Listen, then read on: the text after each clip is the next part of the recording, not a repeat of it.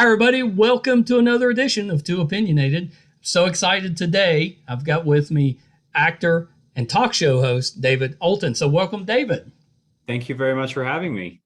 Yeah, I'm so excited to have you on the show. We were talking, off camera, and and the success you're having with the talk show is amazing. I'm such a fan of yours because it's as I said off camera, so difficult to have that kind of singular voice come out of the void. There's just so much out there, and you've done it and been successful at it. So impressed with that. So thank you so much for doing this. Well, thank you. That's very nice of you to say. Thank you. Yeah, you're so welcome. So I always like to start here because I'm very curious about how people get started. Sure. What made you want to get into entertainment? How did you kind of go about that? For me, I grew up in a really small town in northern Canada, very isolated, one road in, one road out. So for me, it was a means of like escape and living someone else's life for a little bit and kind of doing theater shows and whatnot.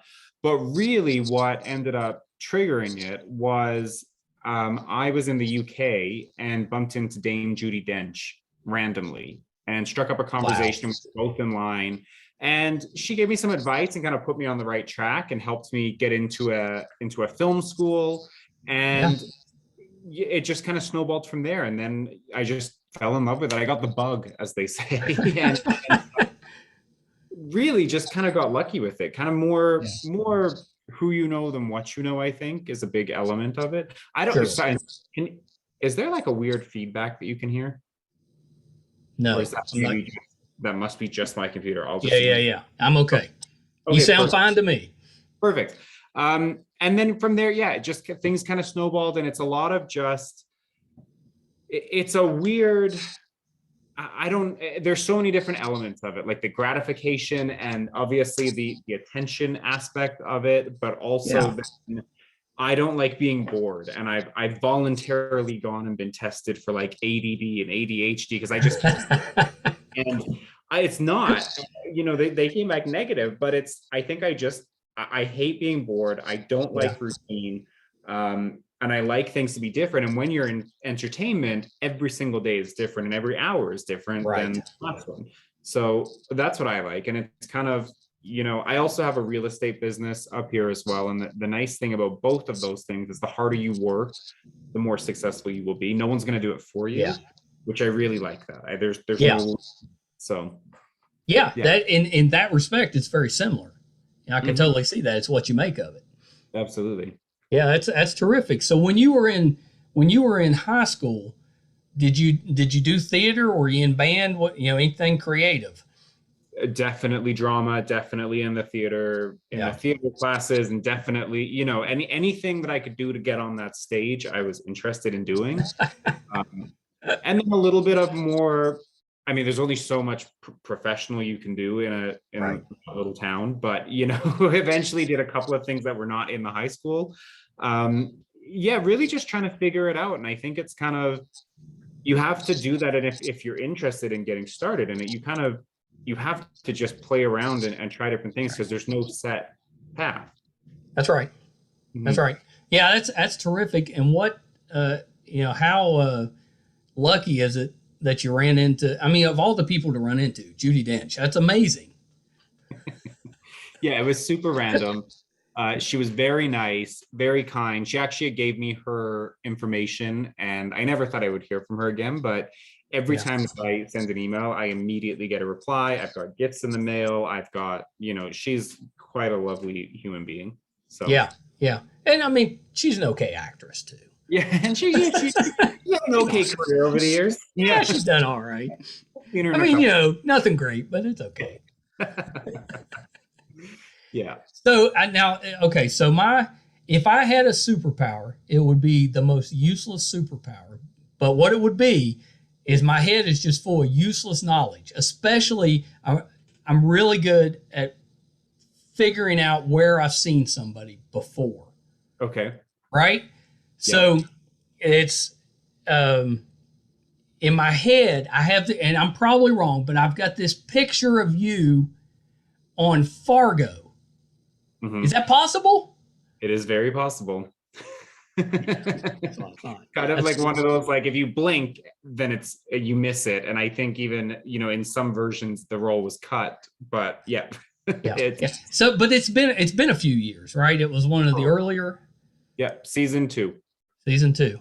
Because they filmed it here in Calgary, where I live. They do a lot of big American productions are filmed in the city that I live in Canada. Yeah. So yeah, we're kind of fortunate that way. So yeah, I noticed that with Calgary, Vancouver. They do a lot of filming in Vancouver, and it's and Vancouver is kind of our like sci-fi, a lot of like Stargate and Supernatural and all of those. That's Vancouver, and then Toronto is a lot of like the legal dramas and the gritty shows, and then Calgary we just kind of get anything that needs scenery or landscape, or if they don't have the budget to film in Vancouver, they sometimes will come to. Right. I think it's really interesting that from the States they're coming to Canada to film. I'm curious if Canadians are coming to the U.S. to film. We're not allowed to. It's very That's weird.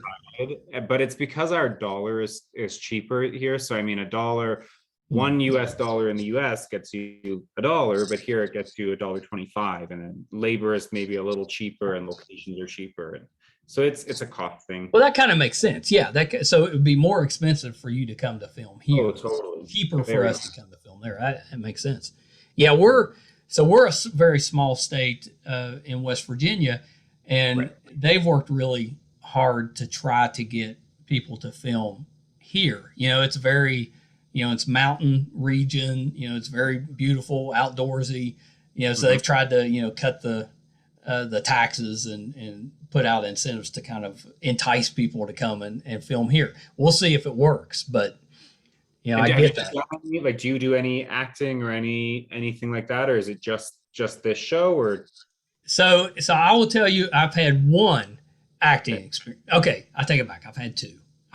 I'll tell you both of them real quick because they're ridiculous. So the first one, I had a buddy that ran the West Virginia film office. Okay. So he was contacted by one of those paranormal shows, right? They wanted to film in West Virginia. Well, another buddy of ours he's got a house that's a couple hundred years old and is supposedly haunted. It's not, but it's supposedly haunted. So they filmed there. So they needed somebody outside the family to verify all of these spooky tales. That was me. So I got my, 5 minutes on camera. Yeah. Verifying all this stuff that is absolutely not true. None of it was true. So I was like acting as acting. So then my second, our podcast is producing a audio drama that's getting ready to come out. It's called The Last Saturday Night. It's like true stories about the pandemic, but kind of heartwarming stories. Oh, wow. So we are good friends with this actress Jennifer Nash. That's the writer, and one of the stories that is in the audio drama is based on a story that I told her. It's about this older gentleman, right? Yeah. So I told you we were friends with Ed Asner. Well, I had this part, and she said, "Well, can you play your person?" And it's just audio. There's no video. I was like, "Okay, I'll try." But they were my words, stuff I had said. I still struggled, nervous, just a mess. So I get on camera for my day of interviewing, and she says, "Hey, we found somebody to play the older gentleman, and he wants to read with you." Well, just that sentence made me a nervous wreck. But then who comes on the Zoom? Ed Asner. That's who I got to act opposite of. So terrific, and thank goodness, because the scene called for me to get a little bit emotional, and he was so believable. I got emotional, so it worked out pretty well. But that's my only two. So no, long answer to that question is I am not an actor. This is it. And would you want, like, have you got the bug now? Like, would you want to? No, I don't think so. I like when I was on the little paranormal show. So the tagline under my name just said childhood friend. That was so everybody that I knew, because they showed that episode. I mean, it just hundreds of times around here. It was just on constantly. Right. So everybody, you started making memes and jokes about childhood friend, right? Right. So if I was ever going to do anything, that's what I would want. I would want like a cameo where I was introduced as a childhood friend, and the only people that would get it would be my friends. But I've enjoyed the podcasting. So that would be my question to you. What made you decide to go more of the talk show video route instead of more the traditional podcasting route? I had zero interest in doing a podcast. And I actually didn't ever intend to get a talk show. I kind of fell into this career, and it's going slightly okay at the moment. Yeah, it's going pretty well. Okay. Kind of like it's just it's not bad. You had the odd win. Do you remember when the lockdown first hit, and when you'd go on social media and everyone was doing those live videos? Yes. That's all I wanted to do, was just sit at home and talk to interesting people that I know, and I'll just do, Instagram lives. That was my whole plan with it. Yeah. That was all I intended it to be. And the first person that I asked if he would do it, he said, "We'll talk to Amazon because they'll probably give you a show." I'm like, "Yeah, okay." And 2 days later, I signed a distribution agreement with Amazon. So I did it. Amazing. But we did it backwards. So typically you come up with a concept, then you get a producer, then you pitch it, then you do all of those things. I ended up doing it all backwards very quickly and very unintentional. So I signed the agreement with Amazon. Then I'm phoning production companies here saying, "Listen, I've got this paper signed and I have like a rough idea. All I know is I want to be in comfy clothes and drink, but I don't know what else we're going to do." And that's how we ended up filming in the living room with the Versace bathrobe and then the box of wine. It's amazing. It just very quickly all came together in a backwards order. So it was never intentional. I never sat and said, "I want to be a talk show host." I never, that was very much not the plan. And now here we are. So did you email Amazon or did you have to call somebody? Email. Okay. So what was your elevator pitch for this show? I just said, "Listen, everybody's sitting at home right now consuming mass amounts of content, and I think I have something that would be easy to produce, cheap to produce, and would fit on a streaming service, and you need content."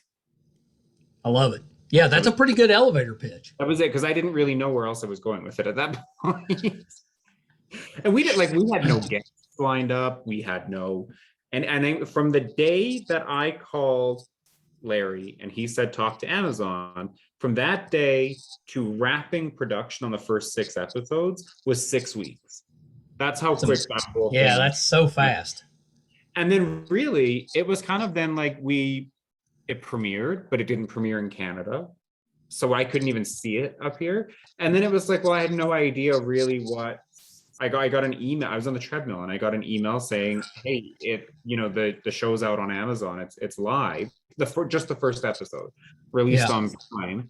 And I didn't think anything of it. And like a day or two goes by and all of a sudden, like my followers start going up and I start getting messages, and it just very slowly, but I couldn't see it. And I don't, we don't really have there's no celebrity culture type thing here per se. So it was very insulated. And then we got really good reviews and a really good rating. And people that I was speaking with were like, "Well, just prepare yourself, because you always start high and then you'll level out and kind of go down and find your place." Right. And 2 weeks later, they released the first episode as kind of a sneak peek. Then they released the balance of season 1 all in one go 2 weeks later, and the ratings went up. And the followers started going up, and the messages and the response and the reaction. And it happened very quickly, but it was really weird because it's my show and it was kind of this thing that we had done, but I wasn't actually experiencing it while it was happening. Right. Makes sense. So yeah. So it's really, really weird thinking back on it, like that this thing is happening, but I'm so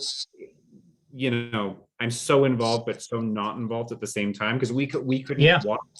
Like we were trying to like get VPNs and like figure out how to, watch it on Amazon from the States, but it was, yeah.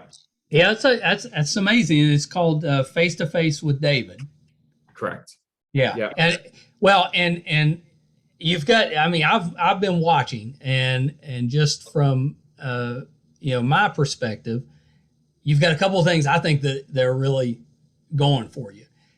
Everybody during pandemic time started doing the Zoom, cocktail hours, right? Yeah. Everybody was into that. When that's part of your show, you're just like, I'm gonna sit here in my fancy bathrobe with my, glass of wine, and I'm gonna talk to people. And then that element of it was the only real, that was the only actual technical thought that I put behind the show. And in hindsight, it's probably the best, because I just thought there's so much, shit on TV and on streaming services. But I'm like, when you're flipping through the channels trying to find something, I'm like, I want it visually just to be so outrageous. So that's why I was like, really expensive Versace bathrobe, but let's drink wine out of a box. Because if someone's flipping through the channels, they'll be like, what is going on? And hopefully stop and watch. But that was the extent of the technical thoughts I had about the show. Well, and I mean, you're really good at putting your guest at ease. And you're bringing out information I think that people are really interested in, but it's not easily accessible information. Right. Like I love when you get a little bit serious and you talk about stuff like, how did you feel when you won that award? What kind of, what was that like? And I'm like, well, I'd be interested in that. Yeah. Yeah. And I mean, we don't really do, it's nice in the sense that it's not a typical talk show in that you're not coming out, there's no audience. It's very relaxed. And I wanted it to feel that way because it's a little bit more, it's just different than a traditional talk show. It's easier for the guests, it's easier for me. And I think for the viewers, it's a little bit more relaxing than a regimented, like a Barbara Walters interview special. Right. And a lot of the times there is a teleprompter there for myself, but a lot of the times that we just don't even use it and I don't really look at it and we just see where the conversation goes. And the nice thing is we're not live. So we try to make the show as evergreen as possible and stay away from current events or things with deadlines on them. And the benefit of that as well is because we're not live, we can talk for as long as it takes. So even though the average length of the interview on TV is about 12 or 13 minutes, the average conversation is 40 minutes. And then they're cut down to the best part. So in the moment, the guest has time to really ease their way in, get comfortable. We joke around, we have a drink, and then it's like pick the best parts out of that. And the format seems to work. Yeah. Totally agree. It's so good. And just, my wife and I watch a lot of the late night talk shows. Right. And they're all really good with the monologue. But in my opinion, most of them have really struggled with interviewing when they're not sitting right there next to somebody. Exactly. And they're not that interesting. It's very, it has a very canned feel. It's not organic. But your show's not like that. That's something we try to do as well. But your show just really does that well. The guest looks just at ease. They don't look like they've kind of planned out exactly what they want to say. It's just really good. Thank you. Well, and I think, at the very beginning, I think it's because we all thought, there's going to be maybe 6 people watching this and 5 of them related to me. So there was zero pressure whatsoever when it first started. So it does help. Yeah. Well, and there's nothing, you tell me if you feel this way. To me, the part of the reason I love doing this so much is because there's nothing better than making that connection especially with somebody that you kind of admire or you've enjoyed watching something they've done. It's so fun to make that connection where you're just having that, conversation. I'm a fan. So if I can have that conversation, I kind of hold it in a little bit, but I get to kind of fan out a little bit. It's terrific. Totally. One person stands out. I was such a science fiction geek growing up and such a nerd for anything sci-fi growing up. So for me, that interview was when Amanda Tapping came on, who was on Stargate for its run. Yes, I love Amanda Tapping. Because usually people are like, oh, what was Vanessa Williams like? What was Melissa Rivers like? I'm like, for me, it was Amanda Tapping was the most starstruck one. Cause I'm like, holy shit, this is like realizing. Yeah, if you're a sci-fi fan, she's legit. Yeah. That's a big one. And she was absolutely fantastic. I could have talked to her for hours. Yeah. Yeah, I've been, I've had the opportunity where I've spoke to somebody, especially the sci-fi people, and you're thinking, well, this is, it's going to be a quick interview. And then it turns out to just keep going. I've had people on it and they would keep talking. I'm like, have to, like, nobody's going to watch a 3-hour show. We gotta cut this down. Yeah, exactly. Yeah. Have you had, it's rare, but hopefully, but have you had those guests that it's been a little bit more difficult to make that connection? Yes. You don't have to name names. I'll name a name, Margaret Cho. Yep. Yeah. Yeah. So what made it difficult? I think the downfall is, and I set myself up for failure with a couple of them by and now I don't do it anymore, by looking at clips beforehand and trying to see how funny they've been on other things and what they've said on other things, and then trying to emulate that. Right. Now nothing. I just want to go in with a blank slate. So, and there's been a couple that have turned out not great. There's only one that we've had to pull from airing. But usually, again, like I said, we film for like they're so long that you can cut them down to the best parts. Right. So even the viewer, it's not, the viewer would hopefully never pick up on it. So yeah, that's exactly right. We're drinking. So we had interviewed fairly early on, and this was back, I told you my son, he decided he doesn't like being on camera, so he does all the editing, does the hard stuff for us. But we had interviewed Richard Karn, who was Al on Home Improvement, right? He was, Tim's sidekick on Home Improvement. And he was great for a while. But we were joking with him and kind of teasing him a little bit, giving him a hard time, but good-naturedly and stuff. But there was a point where you could just tell he was done. Like he'd just been like, I'm done. And the answers went from really good, kind of engaging, to just one word answers. And I was just like, okay, we gotta stop. That's unfortunate. And that's why I always try to, like, when people say, oh, you don't have to name names, you don't have to give example. I try to be as open as possible, because there's nothing worse than a boring interview. Or That's right. When someone said the one thing I hate hearing, especially when I'm interviewing a guest, is, oh, well, I'll tell you about off camera. Like, why? We're on a talk show. Tell me now on camera. I don't want to talk. I want to know now. Yeah. We've run into that. We've been talking with some of the cast from the Wheel of Time series that's coming out next month on Amazon. Okay. Yep. Pretty big series coming out. And they're obviously under a pretty strict, gag order of what they can talk about. So there's a dance there, trying to, ask without really asking. Try to get a little bit of generic answers that people would find interesting without, getting them in trouble for giving something away. Right. Yeah. Huh. So I read, because for me, the prep basically is I try to check what you've done previously, and I try to make sure I'm pronouncing the name right. I struggle in that area, so I do that. So I saw you did something called Galaxy Trek. Oh, for God's sakes. Yeah, no, that was horrible. Yeah, you got to tell me about that, because the premise, I'm a trick guy. So the premise sounded pretty good, but I couldn't find it anywhere. That will haunt me and the rest of the cast that did that. I'm not even going to call it a show, because that would be such a compliment for that disaster of a thing. Basically, I'll give you the whole story, because I know they can't afford to file lawsuits now. So basically, we all got this, typical casting breakdown where your agent phones and says it's a Star Trek spinoff and they're filming it in Calgary. Right. Yes, the answer is yes. So, you go to the audition, and it was at that point, actually, it was the most impressive audition and callback process I had ever been to. It was Right. this huge, this giant studio with like so much money behind it.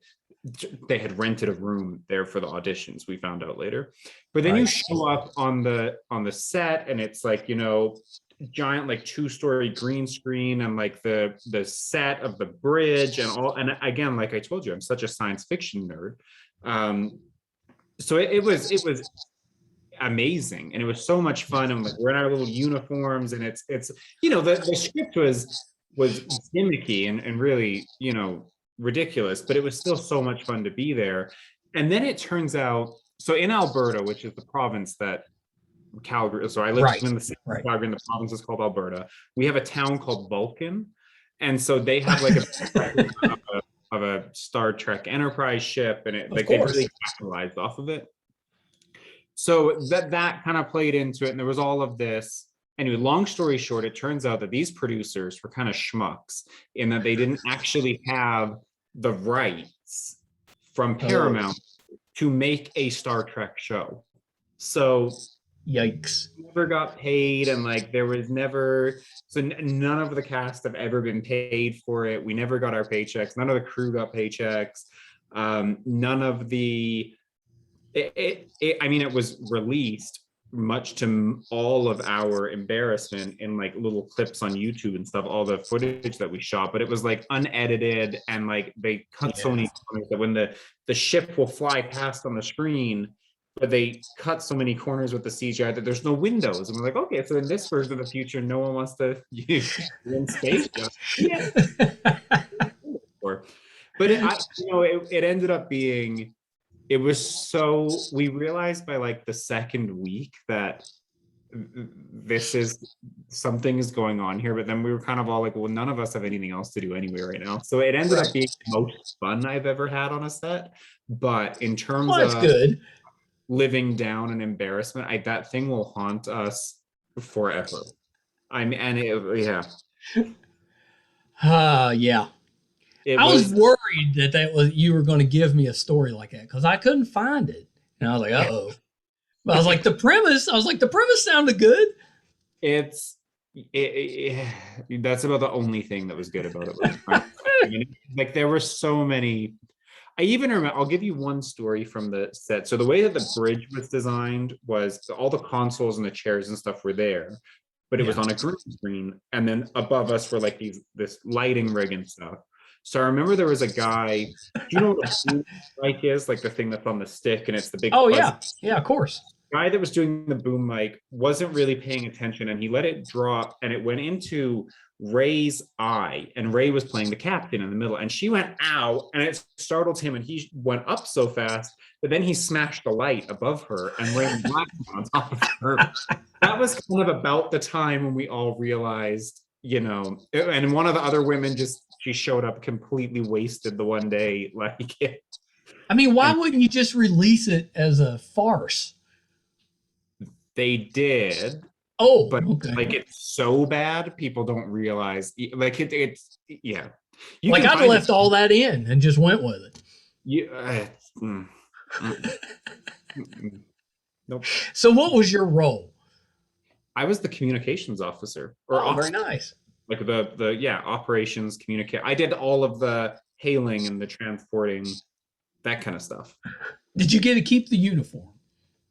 No, and we had to buy our own shoes, and they actually kept all of our shoes. So we didn't get it. Not only did we not get to keep the uniform, we were actually all out money because they didn't pay us in the end. So we all donated shoes to these people. Yeah, you're doing that wrong. You're not supposed to have to pay to act in something. At the time, it was not my current agent, so the whole thing was horrible. I mean, we got cool trading cards. So there were more cons than pros, but it was so much fun in the moment. Now we can laugh at it, but at the time, I remember the premiere, we were all like, again, we still had not been paid, but we were all contractually obligated to go to this premiere, and it was the most, like, we're all in the in the chair as well. And they had someone from like one of the cast from Star Trek Voyager was there in the audience. Like it was the most embarrassing, hour and a half of my life, I think. So yeah. Was it Tim Russ? No, it was Garrett Wong. Oh, Garrett Wong. Yeah. Both of them do a lot of those kind of side Trek projects, or they're interested in them. Garrett actually lives here in Calgary, fun fact. I don't think many people know that. He actually lives in Calgary. Oh, that's pretty great. Yeah, that's pretty great. Well, that's a shame. I feel like everybody has those projects that they look back on and they're like, ugh. And so I'm hopeful I don't have another one, but that one was, Chances are at some point it may not be that bad. Yeah. But they're not all going to be gems. So Face to Face with David. So it starts out on Amazon Prime, but now it's on a whole lot of other networks. How did that come about? So when we first were kind of like filming, but between that period of wrapping production and it premiering on Amazon, we were just kind of calling, and it's a team. There are only 5 of us, so it's not like there's hundreds of people working on this show.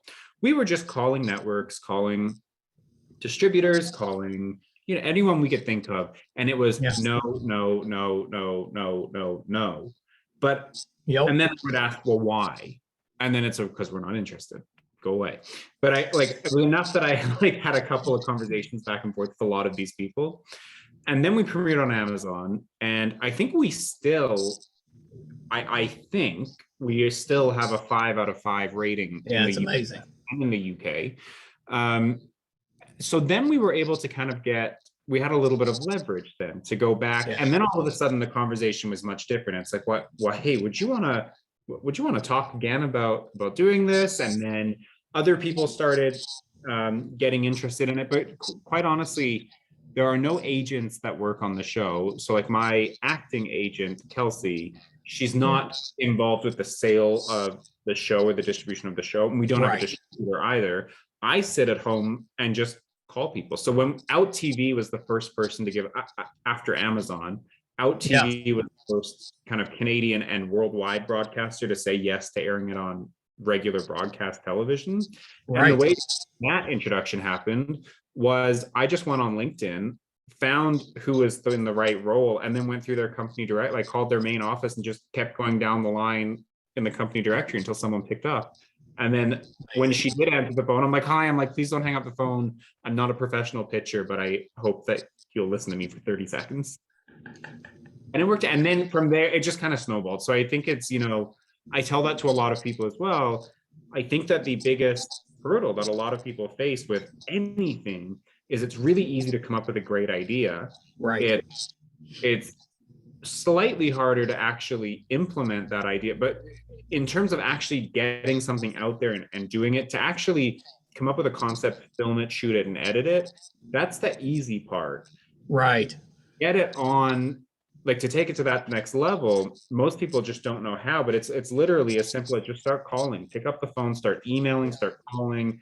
We're in an age now where you can get anyone's contact information within 2 minutes on the internet. So very true. Just get anybody that has an idea or just do it. The worst that's going to happen is someone says no, and then you just call someone else. Well, you learn pretty quickly in this type of work. You got to be able to take a no. Well, I'm sure you get it with booking guests. Oh yeah, all the time. It's you got to keep working at it. And have people asked you? Have you run into the thing yet where people say, "Well, we'll do it, but for X amount of dollars"? I have and we don't do that. No, and I'm pretty upfront with that. The only one that most of them, once you tell them, we're it's just a father and son team, it kind of explain, we just don't pay for guests. Most of them will still do the show. That doesn't usually end badly. We attempted to have Joe Piscopo that used to be on Saturday Night Live back when Eddie Murphy, they kind of were a tag team on Saturday Night Live. His agent was just insistent. Joe will do it, and it wasn't a cheap fee. and we couldn't work it out. But that's the only time we've run into it where we couldn't work something out. Right. Yeah, which is unfortunate. So yeah, it kind of, to me, the biggest problem, and tell me if you run into this, is a lot of times you'll run into agents, managers, publicists, and you can just tell they're not even taking it to the client. I mean, you can just tell their role is to block that stuff, and that's unfortunate. I think a lot of them miss out on decent opportunities because they don't hear the idea. Well, I'm brazen enough that I'll reply, but that's happened a couple of times, and I've replied back saying, "Can you confirm that the client said no?" Yeah, I haven't got to that point yet. That good for you. Like, right? Like, you've already said no. I mean, like, you're already not interested. You can't get less interested than you already are. So I might as well just get clarification. And maybe, sometimes that will help them. I mean, we've had it a couple of times where people have wanted money, but it's been such an obscene amount of money that I'd rather just tell the story than even have the person on the show now. Right. I'm like, are you kidding me? Like, Caitlyn Jenner, get out of here. $25,000 for a 5-minute interview. Like, are you kidding me? But seriously, that's what she wanted. Yeah. So that's not going to work. No. Yeah, but good for you because you're pushing back. The biggest thing I'll tell them is please let me know if something changes. I'll check back this amount of time. It's usually several months down the road. And I did have one reply back and say, look, I've already asked them twice. They're not going to do it. And I was like, okay, thank you for being honest. I'll mark that down. Right. And I think, it's kind of, if Leslie, who is my publicist who arranged this, for example. Yeah, Leslie's great. I've got someone that wants to interview and I said, tell them I want a fee. Leslie would tell me to go F myself, I'm sure. Right. Like, much a realist. Like, no one's going to pay to interview you. Yeah. So. I think that's asking a lot. Especially, it's not like you're the Tonight Show or guess none of those shows pay for their guests. I know. They really, really want you on there, but most of those shows you don't get paid for. If you were on the Oprah Winfrey Show, you didn't get paid. If you're on Ellen, you don't get paid for doing those shows. Yeah, they might fly you in. Yeah, but if you're coming from out town, but they're not. Yeah, they're not paying. Yeah, I'll pay your Zoom membership for a month, maybe, but that's about it. You know what? I would take that deal. Yeah. if any of them want to come on and for the price of a month of Zoom, okay. Yeah. Right. I mean, some people are just so ridiculous. I mean, but I find that the bigger the name, the more recognizable, and the more successful, and the more, whether it's success in the terms of fame or, wealth, any of those things, the bigger the person is, I find the more easygoing they are for work with. And we only had one guest because you have to sign a standard talent release and all of that kind of stuff. We only ever had one guest say, I need to review this with a lawyer, and then they came back with like a few changes a week later. Only one person even ever did that. Everybody else is it's very easy. And then you find those rare gems of people who are really well known, but then they're so down to earth, like Natasha Henstridge, for example. Yeah. Immediately had her back on a second time, and we flipped it. So she actually guest hosted my show. Oh, that's awesome. Because she was so much fun. So, you find those rare ones, and she's a big name. Yeah, sure she is. Very easily be a diva, but she's so down to earth and so funny. So that is enjoyable for me when you get to see what these people are really like. Have you ever had anyone, and Natasha's great, but have you ever had anyone come on the show specifically to plug something that they're doing to the point where no matter what you ask them, they bring it back to what they're plugging? No, because we're very upfront that this is a show that is, it streams, it airs, in Canada, it's on the TV. Like this week, it's on 45 times this week. Holy cow. On different networks and stuff. It's amazing. we're very upfront about the fact that this is an you can talk about whatever you want, but it's not going to make sense if you're talking about a specific thing, like, oh, and next Tuesday I'm performing at X or whatever.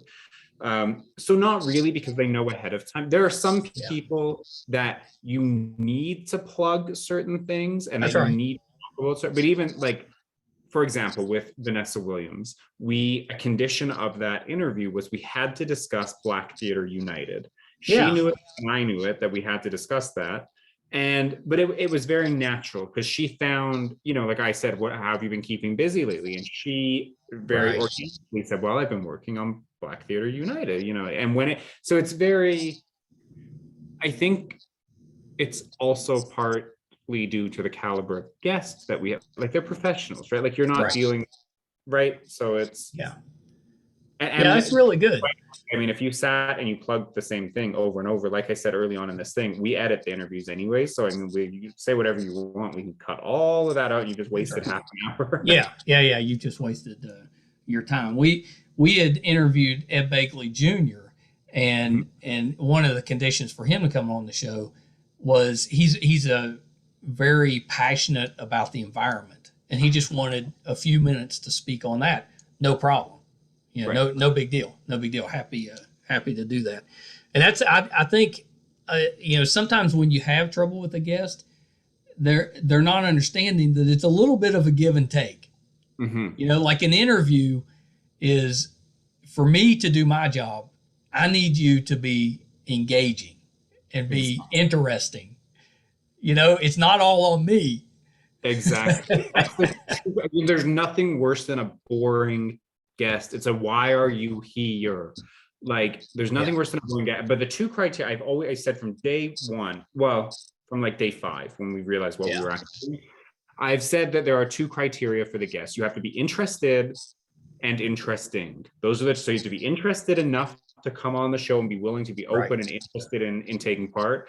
But you also have to be interesting in what you're saying, because otherwise we could just air, I could paint this and we could just watch it dry for half an hour. Like, what I mean? Like, Have you had guests that when they come on, they have already seen the show? Yeah. That's pretty cool. That was the most, when I say seasons, it's just because we, like, the blocks that we filmed them in. So we've been for over a year now, but they've been chopped up into 3 seasons, and we were just renewed for our 4th, which I wasn't supposed to. So we're just renewed for our 4th. All right. Now it's out there. You heard it here first.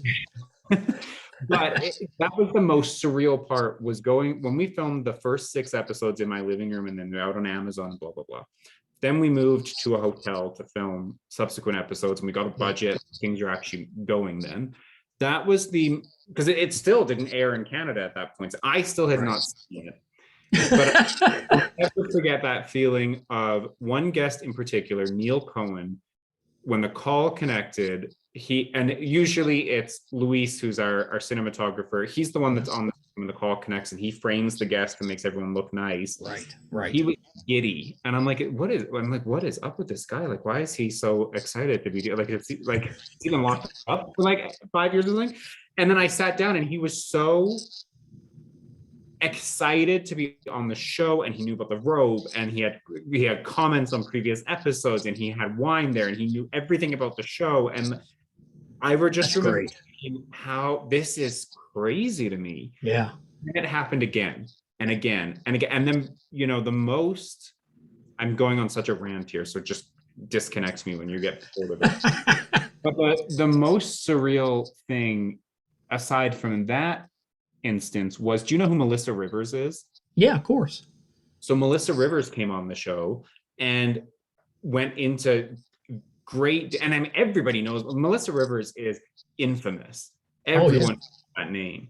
And so she went into talking about how, she's taken meetings with Amazon and with Hulu and with every network, with where she produced for, years and years. Yeah. And she's trying to pitch, because I asked her, why are you doing a podcast? And she said, because I've gone to all of these networks that are giving you a show, and they said I'm not famous enough to host my own show. Oh, come on. Like, that blew my mind, that trying to get a show on the network that I have a show on, and they're telling her no. So I mean, and That's it crazy. sounds so arrogant to retell those stories as I hear it coming out of my mouth, but I'm saying it from a place of like almost imposter syndrome in a certain Yeah. because Yeah. it's like, holy shit. Yeah, But it's amazing. I know, and it happened to you so fast. I mean, you yeah. almost get whiplash as fast as that happened. It's amazing. Well, I remember being like, I checked the TV. So now how we've licensed the show to all these different networks, it's just hard to keep track of it. Right. So I just check the TV guide every once in a while. I'll search Face to Face with David on the TV, and it gives you like the next 2 weeks, like the next 14 days when the show Yeah. is airing.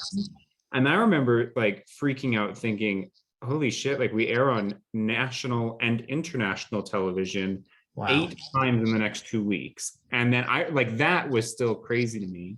And then I checked it on this past weekend, and we are 90 times in the Holy next. cow. So it's and on different networks at different times, and like people bid for the rights at different times of the day. And like, it's, you know, one episode will be on like, this morning we aired 4 back-to-back episodes on the Oprah Winfrey Network, and then like tomorrow night it's on a different network, and then Friday morning it's, you know, it's crazy. It's just, it's insane. It is so surreal. It's absolutely insane. And like you said, it's happened so fast that as you're processing what's going on, something else, like just yesterday, someone reached out and said, would you be interested in collaborating on like a winery, on a custom wine while you're processing all that's going on, and then you're still trying to, now we're in pre-production on another season, and so it's just, it's nuts. And I'm very grateful, but it's trying to process all of it, and like, it's a lot more. You'll have to edit this out because I'm just rambling, because I don't know. We're leaving it all in. Are you to the point where you're going out and people are recognizing you? Yeah, slightly. The airport, I flew to Vancouver the other week. That was the first time, because I don't go anywhere in Calgary. Like, I stay in my little bubble of places that I go, which is not anywhere exciting. And the airport, a couple of people, but I was at dinner actually on Sunday night.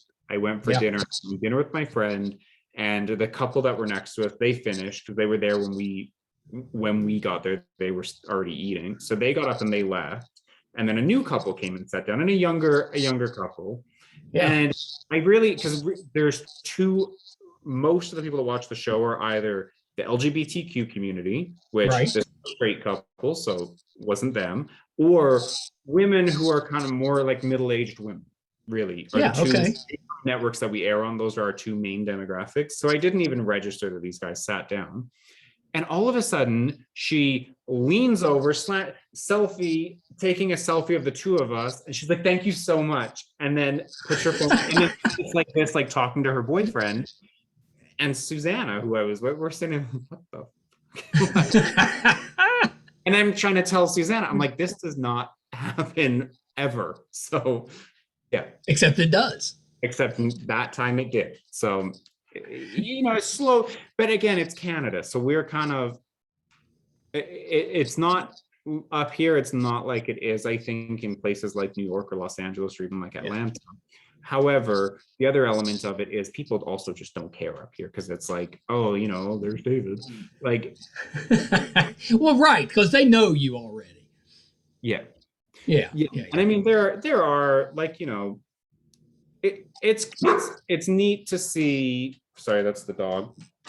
It's neat to see, like, billboards, or like I'll be scrolling through whatever, and there'll be like ads popping up on my own screen about the show, like those kind of things. That's kind of surreal. It's really, really bizarre. Yeah. Good for you though. It's so great, and it's such. I mean, definitely well deserved. It's such a good show. Yeah, it's bizarre. Yeah, it's amazing. So I kind of overly. Because I was worried that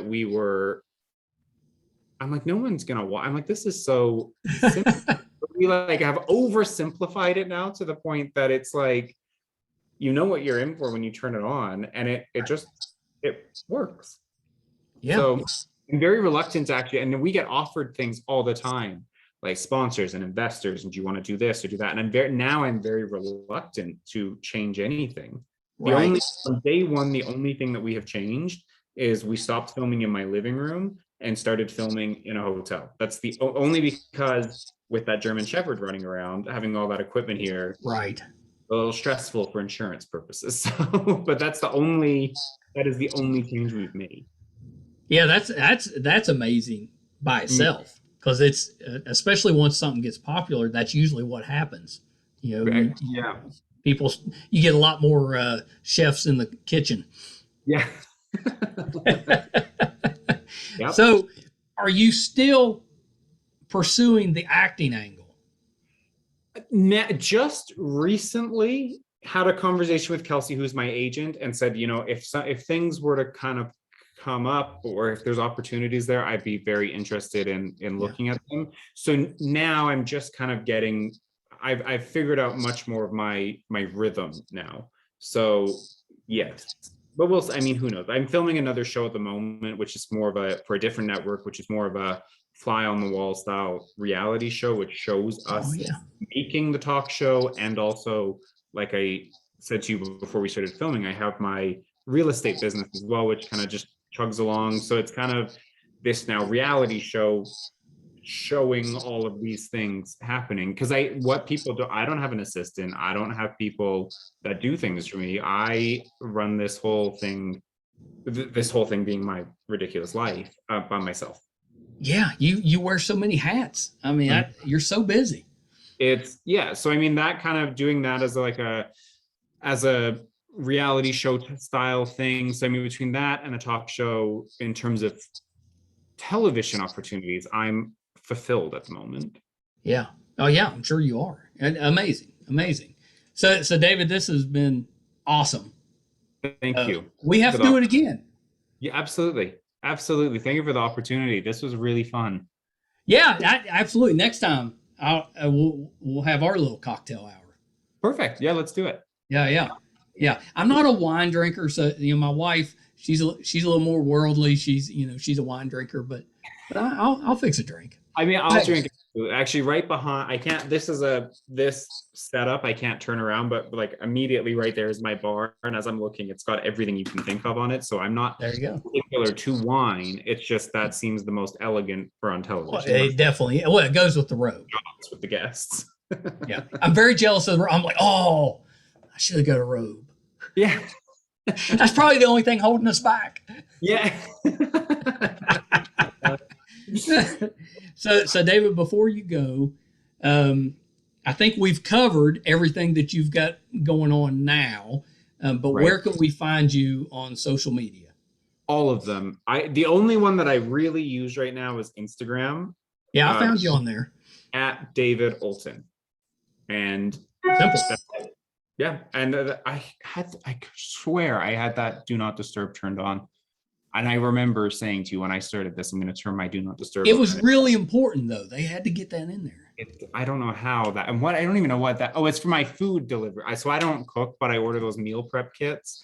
So I actually do have them set as a VIP so that I know when my box is, so I know what I can eat. That's awesome. Yeah, we haven't quite reached that level, but one day. Yeah. But yeah, Instagram, and I try to answer to the best of my ability. I try to sit and answer everyone. If you're taking the time to send me a message, I appreciate that, and I don't take that lightly that you're taking the time to watch the show, but then also say something to me. So I try to get back to everybody that messages me. So I try to be, but with the caveat that the only guarantee I give you is on Instagram, because I can't across everything. Well, that's right. It's too much. But yeah, terrific. Well, thank you so much, David. The show is Face to Face with David, and it's everywhere. It's kind of, it's slowly taking over the world. Yeah, that's terrific. All right. It's everywhere except Bravo. So if Andy Cohen happens to be listening to this, boy, do I have the perfect show for your network. Come on, Andy. Yeah, send this down. Yeah, I'm going to. I'm making some phone calls. We're getting it done. Yeah, thank you. All right, David, hold on a second. So that was David Oulton, the highly successful David Oulton. The show is Face to Face with David. Do yourself a favor, find it, watch it. You know, I've been watching on Amazon, but it's on the Oprah Network and several others. Apple TV, I think, has it. So definitely do yourself a favor and check that out. What a terrific success story. I'm so happy for him. That's just wonderful. And he's such a nice guy. So definitely find those. And he's had some just fun, terrific interviews. He mentioned Natasha Henstridge. You know, she had come on our show at one time. She's just lovely, and he does such a good job with her, and they you can tell they've got a rapport. So definitely check that out. Thank you guys so much for coming back week after week and watching this show. Appreciate it so much. Definitely don't take you for granted. If you haven't done so yet, please go to YouTube, MeisterCon Pod, like and subscribe. That would help us out. You can find all 300 episodes, audio and video, on our website, meistercon.com. So if you're so inclined, please go there and pick some out. You know, we've got a couple hundred now interviews. I guarantee you'll find somebody that you like or you're interested in. Lots of good stuff on that. Until next time, thank you, everybody. Bye.